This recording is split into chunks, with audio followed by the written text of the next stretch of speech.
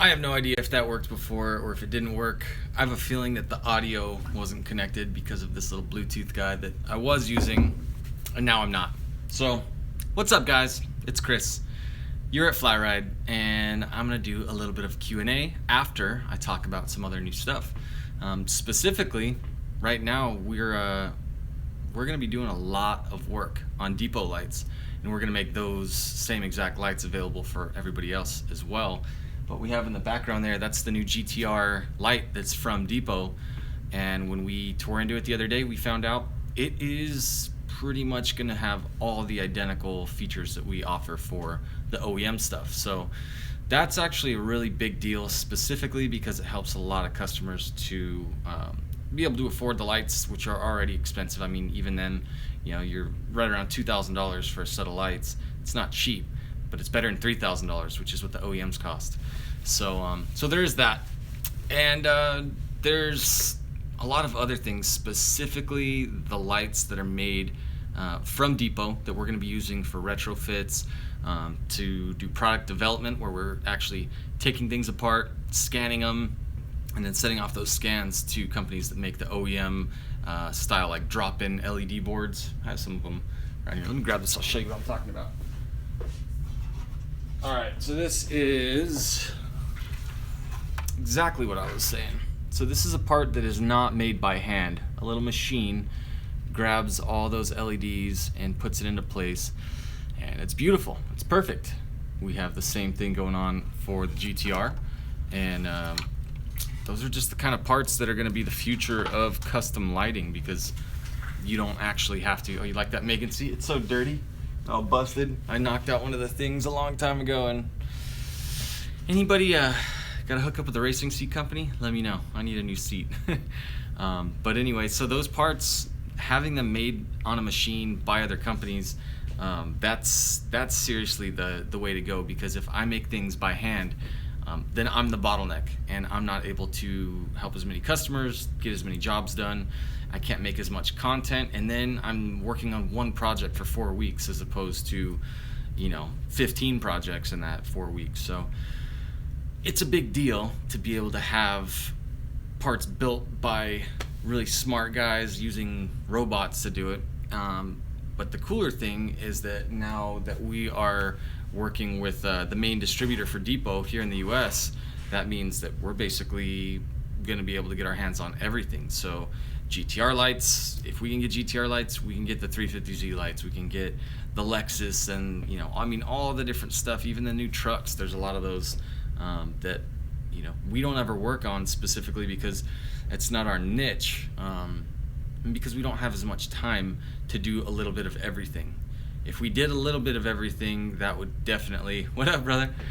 Hey, so what I'm talking about right now with everybody is that if we're trying to do a little bit of everything for everybody, then we're basically not going to be very good at any of it, or we're just going to be kind of like mediocre, and who cares to sit and spend their time watching somebody who's just kind of like middle of the pack, just, I don't know, just doing stuff that they see everywhere else. I mean, if you're seeing all this stuff everywhere else, then I'm not doing a good enough job. And the only way that I can keep brushing up on my skills and being at the front of the game, at least for myself, is to not be trying to do what everybody else is doing, and to just be kind of competing within my own game. And so I think that's kind of where I'm at with things, with customers that are calling in and asking, hey, can you work on this BMW? Hey, can you work on my old Mustang? Can you work on these things? It's important for me to say no, not because I don't want it, or because I don't want your money, or because I think I'm too good or something like that. It's the exact opposite. It's because if I say yes to everybody, and I just answer everybody's email back immediately, and I say, hey, I don't want to work on your car, but thanks, have a great day. Like, damn. Number one, I'll feel like a jerk because I'll have spent all day long answering people, telling them what they don't want to hear. But number two is, like, I should be spending that time actually doing cool creative stuff, and then creating the content, like, not like this because this is just live, but with shooting the video and showing the how-tos, that's really, really hardcore what I want to get into. Showing exactly how to do something like this. I mean, we've shown you guys what it looks like on the finished product, but really taking the time to show, hey, there's 8 million wires. They all have to be connected to something. Here's how to do it. That's how I want to say yes. Not by saying, sure, throw money at me, I'll take it, I'll start wrenching on your car right now. I've done that for a really long time, and it's crazy to be able to have learned as much as I did from just taking on every kind of crazy project. I also learned that it's not scalable at all, and you spend so much time just trying to learn the little nuances of each project about, like, oh, hey, make sure you don't turn that bolt too hard on that particular type of light because they always break off. I know, because I've done it 50 times. If you're doing something for the first time, you wouldn't know that. So you break the bolt. Damn, what do I do? You're replacing things. You're trying to figure it out.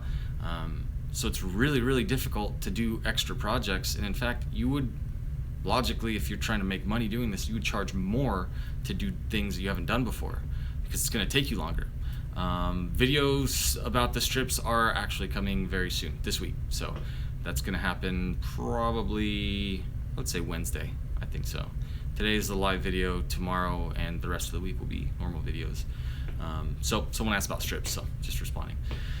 Anyway, though, the ability to just drill down and focus hardcore on building certain lights has been a big benefit for me. And there's guys that are building the other types of lights that I get asked about anyway, and they're amazing at it because they do that job 50 times.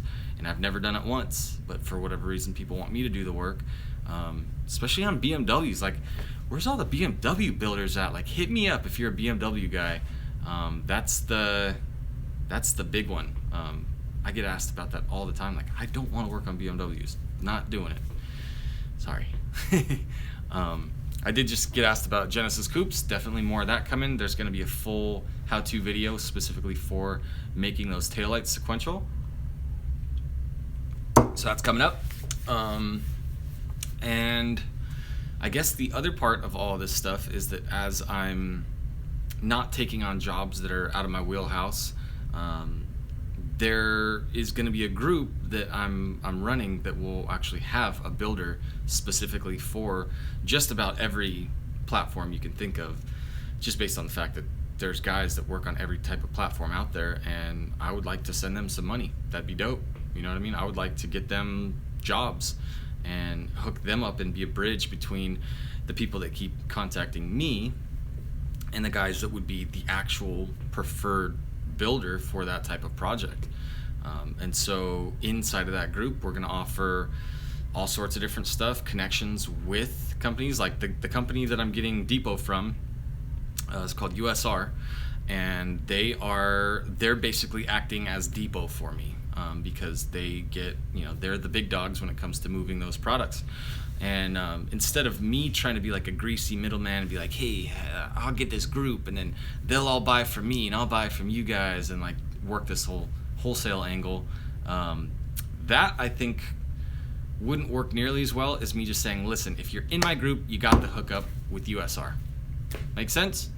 If you guys want the discounts on the actual products and the things like that, and you're trying to do this as more of a business, if you're not, then who cares about the group? Like, it's not for you. If you're trying to watch to learn and you really actually want access to stuff, whether it's free courses that I put together or paid courses that I put together, that's going to be all through that group, and that group is called the Lightsmen. So lightsmen.com. It's not even up. It was up for a while. It's got the old FlyRyde on there. I almost launched this thing a couple years back, and I didn't. And it wasn't the right time, and I didn't have the community that I really needed to be doing it the way that I wanted to. I also didn't have the connections to help the group as much as I can now. It was more about me, and I didn't feel right about it. So now I get to do something that's more about the group. And yeah, so enough about Lightsmen. Last thing I wanted to talk about on the Q&A, actually a couple more things. These are dope. I just got to show this off because I'm pumped on Depo.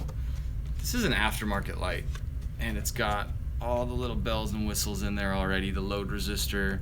These aftermarket low beams are ridiculous. It looks super cool. These ones, they sent me off with a pair specifically to open up the Depo headlights to look at them, and as it turns out, I can do everything the exact same way on the Depo lights like you can see in the background there, the color changing bolt. All of the options that we were offering for the OEM GTRs will be in the Depos as well, and they'll cost less money, and I don't know, more GTRs with FlyRyde lights makes me a happy guy. So there's that. This is the big change for 2018 that I had mentioned in the title, is we're not going to offer service anymore. And I don't mean service like we're not going to build lights. Of course we're going to build lights. We're not going to work on your car anymore. It's a conversation that I've had a couple conversations lately, but specifically I've just been looking at the time and the expense and everything that we've put into actually wrenching on cars, and not only is it not a lucrative thing, it doesn't make money, it takes up too much time and all that, but it doesn't make people feel good for me to charge them to work on their car. The example that I always use is like, why is it that you can work on somebody's car and then you go to build them and they're like freaked out about it, like, what, why are you trying to like charge me all this money, blah blah blah, yet the day before they took their car to get the brakes changed and forked over, you know, $375 for Joe Schmo to wrench on their caliper for a minute and do a super easy job that they could have done themselves. Like, I don't know, because I guess service costs money, so you have to pay. Like, but my wife gave me a really good bit of advice. She said nobody feels good when they look at that invoice, when they look at that bill from the brake shop or whatever. They're like, oh, I kind of got raped. Like, damn, that money could have gone to this or that. It doesn't feel good. It's not like a good exchange, right? So like, I don't want to be that guy that is forcefully, you know, saying like, hey, we worked on your car 8 hours, so it's $800. Like, that would suck, right? If you're the guy paying $800. So, hold on, let me read this real quick. Jive Dog says, looking for a really fast car to do donuts on. It needs to be electric. What car would you recommend for drifting? Well, here's the great thing about me is, I'll be honest, I don't know anything about drifting. I don't know anything about electric cars. So I'm totally not qualified to answer that. But good luck with it, though. I don't know. Maybe that Tesla Roadster, if it ever comes out. But yeah, I mean, I think working on people's cars are, I don't know, it's just not, I don't want to do it. I'm over it. I mean, we will do things for content, so I'll go work on our buddies' cars that do the YouTube thing, and I will, you know, when we have cool installs that we want to show people how to do something and document it, for sure. You know, we'll bring a car in, we'll do whatever we got to do and actually make video about it. But I would say 10 times last week, somebody hit me up and said, hey, I have this kind of car, this part's installed in it, and it burned out and it messed up. Can I drive my car in there? You take the front bumper off, you take the headlights off, you open them up, and then do some work on it, and then put it all back together. And I'm just thinking, like, I can, but like, dude, is that worth $800 to you for me to spend a whole day doing it? Like, no? Well, then I can't do it. You know? It's kind of weird. It's like, I don't want to have that conversation with a bunch of people all the time about me not wanting to do things for them. Everybody wants me to say yeah. I want to say yeah. But saying no is definitely more helpful, because there's a guy out there who's hungry to work on a car, and he'll give you a good deal. And I mean, maybe it's you. Maybe you're the guy that should be working on the car, not me anyway. So that's the big change. Just no more drive your car in and have Chris or Jack or anybody at FlyRyde tear into it and start, you know, working away on it. Like, we'll still do projects, obviously. That's going to be a big thing for the channel, but not monkey or turning wrenches for hire, stuff like that. I feel like people like control me and like tell me what to do, and it drives me freaking nuts. They're like, hey bro, here's my money, start turning that wrench now. I'm like, nah, I don't know, I don't work for you, come on. All right, let's read some of these things, because I'm just yapping. I said Q&A, and then it's live Chris just yapping at everybody. All right, I got some thumbs up, so thank you guys. I definitely appreciate the love that we get on these things. Jordan asked, anything for Genesis Coupe? Yep, I did answer that. We've got the Supra watching from Australia while you should be working. That's awesome if you can get paid to do things like watch YouTube. What LED lamps do I recommend for low beam replacement high lumens? I don't, Andreas. That's actually a gimmick, and you shouldn't buy LED bulbs for replacing halogens. You should buy HID. Jive Dog again, donuts. I don't say screw drifting. I think drifting's amazing. My buddy Rad Dan is definitely gonna have to take me for a ride in that Supra so I can see what drifting's all about. Is there a nice car which has easy? I don't know, dude. My man Jive Dog, I definitely have no comment on what are good cars to buy. I drive very cheap beater cars, so I am not the guy to ask. Just want to ask best H4 LED that I know of. Truthfully, I like the XK Glow ones because they're really freaking bright. They're just LED, you know, they're not good for like a low beam, not to go on a projector or anything like that. But they can change colors, which is super dope. And that's kind of my wheelhouse, changing colors. Tried ordering a new set of bulbs online, didn't work. I failed you, Jordan. I'm very sorry. I'll definitely check any emails or anything like that you might have sent, and we'll get you set. Did I touch those boys in New Orleans? What? That sounds like a dirty question, Larry. I don't know what you mean. Okay, let's see. What demonized does Low Tech run? I think he has diode. I think he has diode dynamics. And that's Moritz. Moritz? Something? Tell me if I said that wrong. Squarish projectors. Yeah, if they came on the car, there's squarish ones inside the Focus ST lights that we have in there in the other room. Alright, cool. You should have Rad Dan work on your car for sure. WRX has great visibility for sure. Do I shave? Nope. Well, not often enough. Now we're getting weird on the Jive Dog questions. What a strange man. Alright. And Larry asks again, there is, wow. Okay, I'm getting blasted with silly questions, so I don't know about New Orleans boys. But I think that's about it. I mean, if you guys have any legit questions, I'm all about it. But definitely if there's, wow. I got a real comment. I think I've actually had Kato get in there and mess with me before too, but that's all good. Wow, now there's a bunch of questions coming in. It's crazy. I'm gonna see if I can like boot people. Can I do that? That'd be dope. Ooh, I can remove. That's tight. And I can report. That's tight. Nice. Harassment. Cool. That's interesting. Weird. This is kind of cool. Sorry, I'm just totally messing with like the live stuff. But you're leaving, bro, not me. Let's see. This is pretty crazy. There we go. All right. Oh, my bad. I didn't do that. There we go. Anyway, no, so here's the thing. Like, I do definitely want to continue working on other people's cars. I just can't have that be a big part of the business, you know? I'm definitely gonna have to wait a little while longer until I either have the staff or the setup, or maybe it won't happen. I don't know.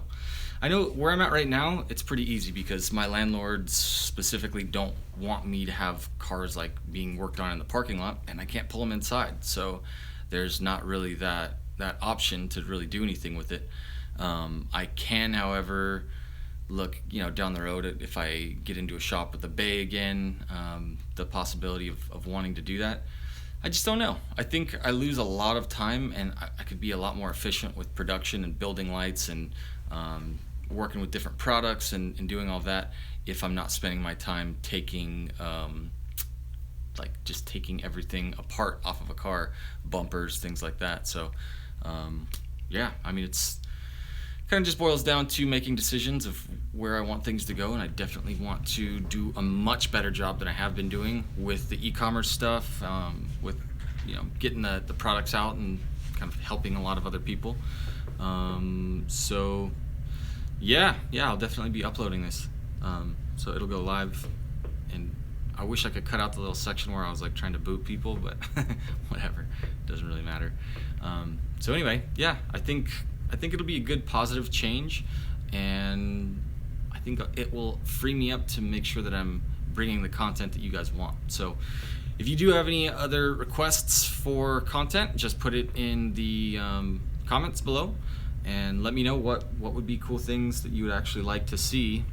Wow, what is happening with all this whole New Orleans stuff? People are crazy. Try to do that one. Wow, crazy. So weird. Big Ursh.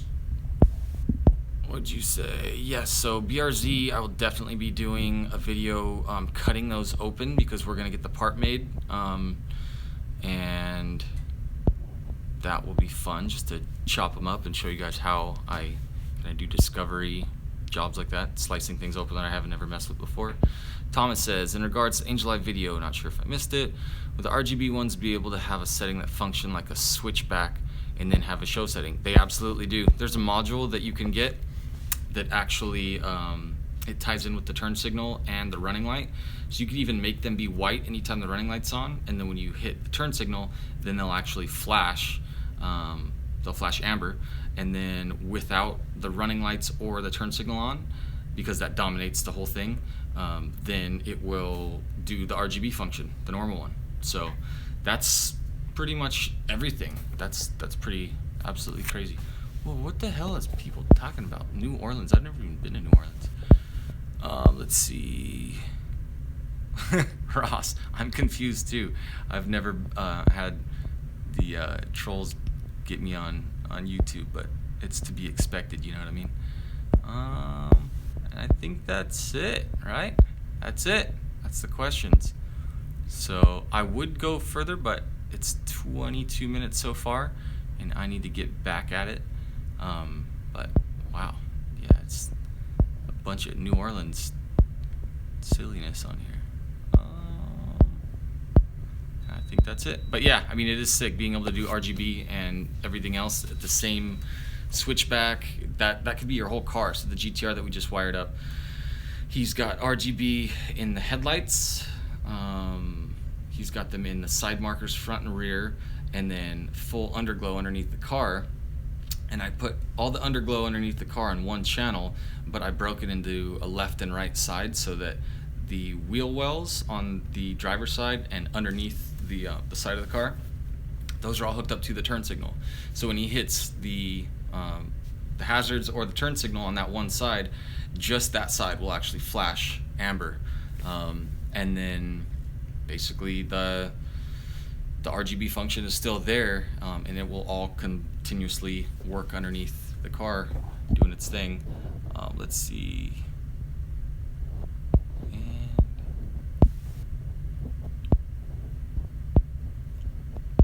Crazy. What is happening?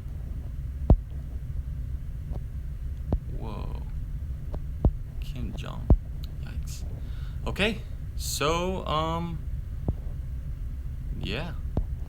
Anyway, you guys, I think that's gonna do it. Question wise, yeah, right? This chat's absolutely wild. Haven't seen it. What to do, Ryan? We gotta go because there's like some crazy New Orleans talk and talking about kids and rape and stuff. Like, ugh, I'm out of that. That's for damn sure. I got lights to build and customers to take care of, and so yeah, that's gonna do it for this one, guys. I hope the live streams. Actually, I didn't end it. Somebody called me and it kicked me off. But anyway, I'm gonna go, and hit me up on the comments beneath, and maybe there's something we can do to make sure that we don't get trolled up on live streams, because I do like to do them. It's nice to be able to talk to you guys in person, but whew, that would suck actually being a bad person, getting like mad people like blasting you like that. Oof. Life's too short. All right, everybody, be good. I hope you have a great day. Take care, and we'll do it again soon. I will definitely continue to get the videos up the rest of the week, though, so stay tuned for the LED strips, and I think we'll do the sequential Genesis coupe tails too. So we'll see. Bye. Cheers from Germany.